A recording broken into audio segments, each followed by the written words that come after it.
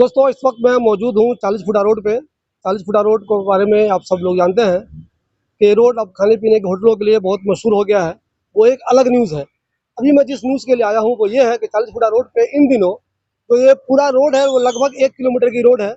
कुछ हिस्सा इसका पहले बन चुका था, बाकी का ज़्यादातर जो हिस्सा है वो बना नहीं था। अभी मसला ये है कि इस रोड के बनाने का जो काम हो रहा है उसमें लापरवाही बहुत हो रही है, नेग्लिजेंस बहुत हो रहा है। अब ये देखिए, ये रोड बन रही है, यहाँ पे गड्ढे हैं, गड्ढे इसलिए खोदे गए हैं तो यहाँ पे सीवर डाली जाएगा। इसके आगे भी खुदा हुआ है, लेकिन सीवर कब डाला जाएगा?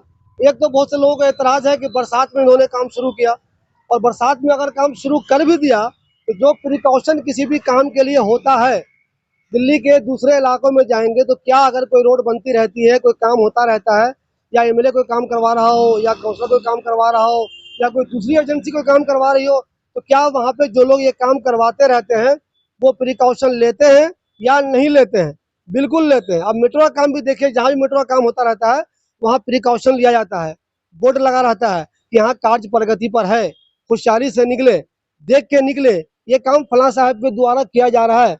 मगर यहाँ पे किसी तरह का कोई काम नहीं हो रहा है, और आए दिन सुनने में आता है कि किसी की बाइक गिर गई, किसी की साइकिल गिर गई, कोई पैदल गिर गया। पिछले दिनों आप लोगों ने देखा है कि स्कूटर सवार पूरी तरह से चला गया अंदर।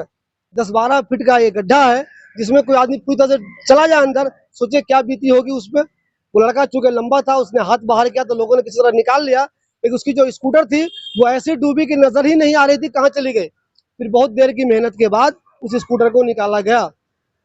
मेरे कहने का मतलब यह है, फिलहाल 40 फुटा पे बहुत सारी न्यूज़ है, लेकिन ये वाली न्यूज़ जो है कि ये काम यहाँ हुआ है, इसमें जो प्रिकॉशन लेना चाहिए, काम करने का जो तरीका होता है, आपने काम शुरू किया, एक तो उसको वक्त पे मुकम्मल कीजिए, और दूसरे अगर आपने काम शुरू किया है तो उस पर बोर्ड लगाइए, फेंसिंग लगाइए, उसको घेर दीजिए, किसी तरह का ऐसा इंतजाम कीजिए कि लोगों को मालूम रहे इस रास्ते पे काम हो रहा है, यहाँ से गुजरना खतरे से खाली नहीं है। मगर अफसोस की बात यह है, ओखला में जो काम भी होता है, चाहे वो जल बोर्ड कर रहा हो, चाहे कोई कर रहा हो, वहाँ इस तरफ अच्छे से काम नहीं होता और लोग बहुत ज़्यादा तकलीफ झेलते हैं, लोगों को बहुत ज़्यादा परेशानियाँ होती हैं।